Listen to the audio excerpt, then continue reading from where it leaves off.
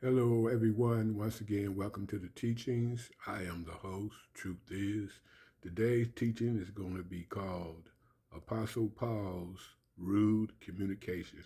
Because you have brothers and sisters, modern day so called and professed Israelites, Hebrews, and Jews, they say that they can be rude because Paul was rude, but they really don't understand what they're reading, brothers and sisters.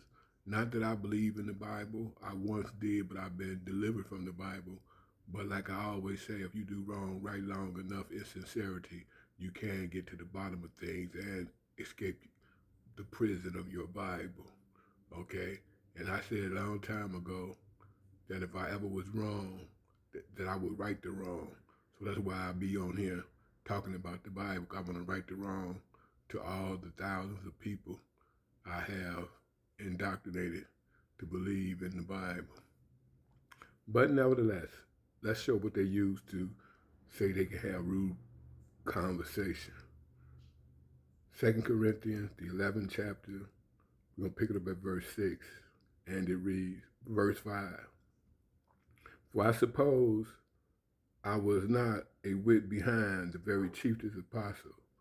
So he said, man, don't think a small thing that I was an apostle. I'm right up there with the best of them. Okay? But though I be rude in speech, he said, yeah, I'm rude in speech, yet not in knowledge. But we have been thoroughly made manifest among you in all things. So what do this mean? Though he be rude in speech, but not in knowledge. Rude means offensive, impolite, ill-mannered. Okay? However, the archaic definition of rude from the Middle English is ignorant, unlearned, uncultured. So he's saying although he's unlearned, although he's uncultured, okay, although he do things the simple way, but not in knowledge. He got the knowledge. When he open up his mouth, he can't talk. He like Moses. He might stutter, okay? So he be rude in his presentation, okay?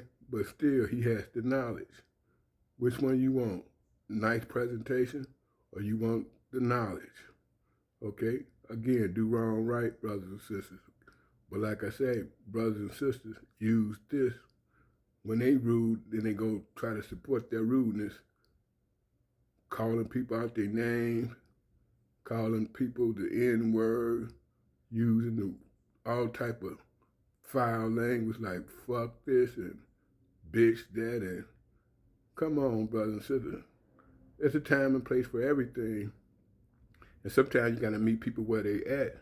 But come on, you teaching, how can you be teaching and be all foul? You trying to teach somebody to serve your God. You trying to teach somebody about holiness and you rude and ignorant. Okay? Let's think about it. All right? Let me show you what I'm talking about. Let's go to 2 Corinthians, the 10th chapter, and pick it up at verse 1. Show you what Paul talked about when he said he's rude. Verse 1. Now I, Paul, myself beseech you by the meekness and gentleness of Christ, who is present and am based among you, but being absent and bold towards you. So it's all about the gentleness of Christ here. I told you the time and place for everything. You're going to say, well, Christ turned over the money chains, turned over the tables in the temple when he was mad at them for making his father's house a den of thieves. Yeah, but when he was teaching, he was humble. Okay? It's a time and place for everything, brothers and sisters, okay? Jump down to verse 10. Jump down to verse 7, rather, and let's continue. Do ye look on things after the outward appearance? If any man trust to himself that he is Christ, let him of himself think this again, that as he is Christ, even so are we Christ. For though I should boast somewhat more of our authority, which the Lord has given us for edification, and not for your destruction, I should not be ashamed. 9. That I may not seem as if I would terrify you by letters, For his letters, they say, talking about Paul's letters, are weighty and powerful. His letters are weighty. They hold a lot of power to them. He showed them how to write a letter. This is what this is talking about. But his bodily presence is weak. He all weak and feeble looking. And his speech contemptible. His speech is contemptible. What do that mean? His speech is contemptible. Okay? Contemptible, brothers and sisters, the definition of contemptible is deserving of contempt. And contempt is worthless, detestable, deserving scorn. In other words, he can put the package together on paper and you think he a learned scholar. But when he opened his mouth, he can't talk. So they ridiculing Paul. Okay? You know? It's just like today, I might write a book. And in the book, a novel, I got everything right. I spelled the words right. I got the commas and question marks and punctuations in this place. I'm doing everything great. People like my book. They make it a best-selling book. And then they meet me, okay, out in the public. And I open my mouth and I'm speaking Ebonics. I can't talk, okay? So I'm contemptible. I'm rude, okay? I'm not polished. I'm not skilled. That's what it's talking about, brothers and sisters, okay? And one last thing we're gonna cover. They like to also use the Bible, certain writings in the Bible, to justify them when they use profane, evil words like cussing. They like to say, well, those cussing words weren't made when the Bible was made. So how could it be talking about it? Well, they might not have to have the same foul language, but they had foul language, brothers and sisters, okay? The world has always been profane. Okay, just think about it. Let me show you what I'm talking about. Let's go to Colossians. Colossians.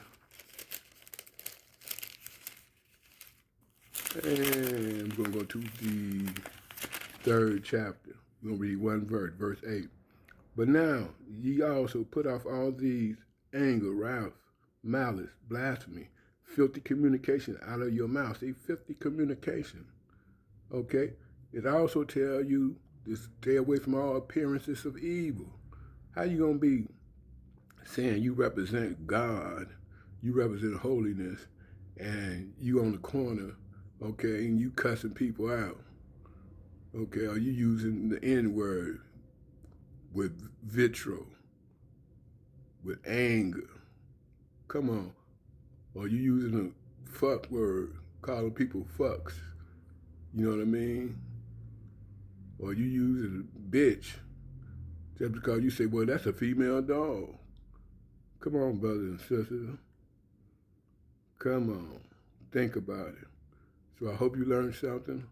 More importantly, I hope you do something with what you have learned. And, you know, you're going to do wrong right, do it right. If you're going to be about holiness, be about holiness. If you're going to be about judgment and keeping laws, then be about it. Stop making excuses to hold on to that which is wrong. Okay? So, till the next time, peace, love, later.